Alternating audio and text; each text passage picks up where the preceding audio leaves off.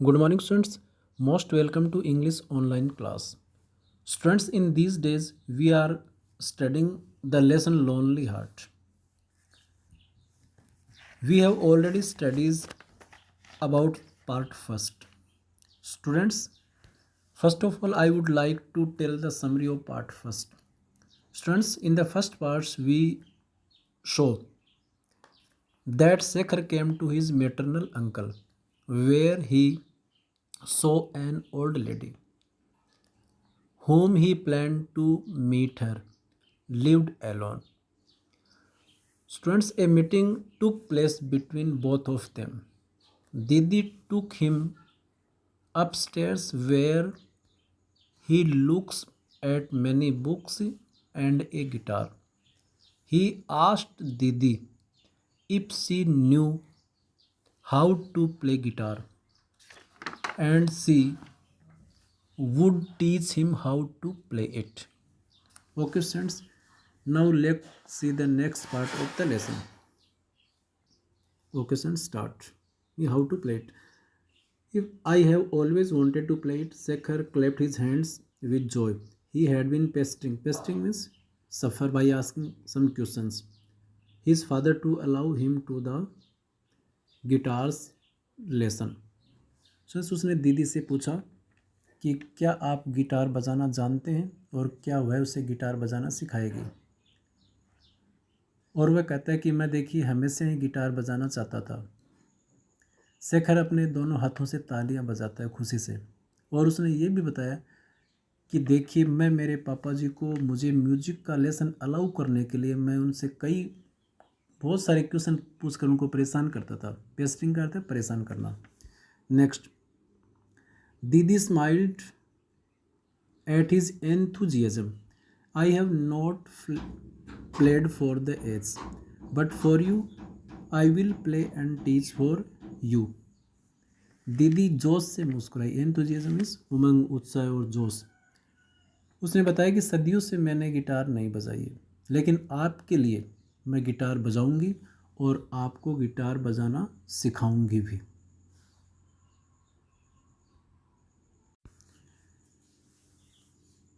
Each afternoon after this, Shekhar would slip out of his house to go to Didi's place. Didi would eagerly wait for him and they would discuss everything from gardening to books. Sometimes they would play games like word making and Chinese checkers. Didi tried to teach Shekhar how to play guitar unsuccessfully. Her fingers trembled due to age and lack of practice. देखिए students, प्रत्येक दोपहर को शेखर अपने घर से दीदी के यहाँ चले जाया करता था। स्लिप आउट का मतलब चले जाना। दीदी उत्सुकतापूर्वक उसका इंतजार किया करती थी और बच्चों वे प्रत्येक चीज़ पर बहस किया करते थे, यहाँ तक कि गार्डनिंग यानी बगीचे से लेकर के बुक्स तक चर्चा करते थे। बच्चों कभी कभी वे दोनों आपस में गेम जैसे वर्ड मेकिंग और चाइनीज चेकर भी खेलते थे। दीदी ने शेखर को असफलतापूर्वक गिटार बजाना सिखाया क्योंकि उसकी अंगुलियां कांपती थी, क्योंकि उसने सदियों से इसे बजाया नहीं था और उसे अनुभव की कमी थी इसे बजाने की। नेक्स्ट, वन डे दीदी invited Shekhar for tea and treated him to be a big bite of delicious chocolate cake baked specially for him. While Didi bustled about with the cups and saucers, Shekhar laid the table with a tablecloth and Didi had stitched when she was young.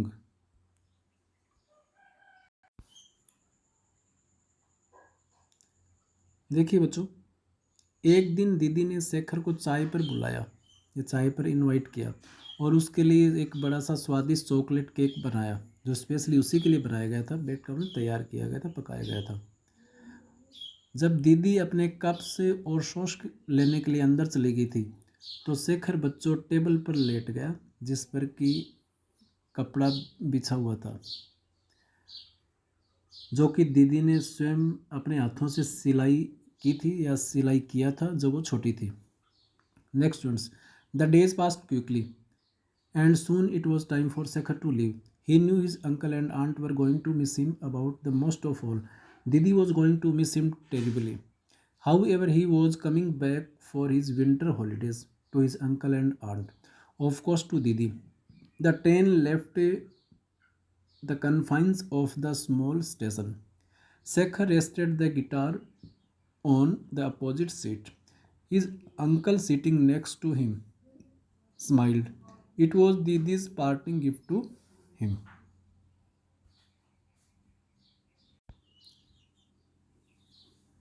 देखिए बच्चों,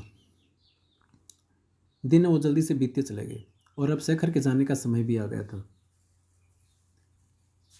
वह जानता था कि उसके मामा और मामी उसको बहुत मिस करेंगे, यहाँ तक कि दीदी है वो उसको बहुत ज़्यादा मिस करेगी। हालांकि वह फिर से सर्दियों की छुट्टियों में अपने मामा मामी के यहाँ वापस आ रहा था। ट्रेन छूट चुकी थी बच्चों और उसने स्पीड को लिमिट कर लिया था और एक छोटे से स्टेशन पर उसने अपनी स्पीड लिमिट कर ली, यानी रुकने वाली थी, रुक गई थी। शेखर ने गिटार को अपोजिट सीट पर रख दिया। उसके अंकल भी उसके आगे वाली सीट पर ही बैठे थे और उसने उसको ये बताया अंकल को कि ये दीदी के द्वारा दी गई एक पार्टिंग गिफ्ट थी। Next, a postman passed on his bicycle as the train gathered speed. Shekhar thought of the postman, the empty letter box and दीदीज eager eyes. Shekhar sighed contentedly to himself, for he knew that the letter box was no longer going to be empty, that Didi would soon receive a letter, the first in many years. Student, उसी समय क्या हुआ कि postman वो cycle पर आया जैसे train ने अपनी स्पीड कम की थी। शेखर ने उस पोस्टमैन के बारे में सोचा और उस खाली बॉक्स के बारे में सोचा जिसे दीदी उत्सुकतापूर्वक अपनी आंखों से निहारती रहती थी और लेटर के इंतज़ार में रहती थी।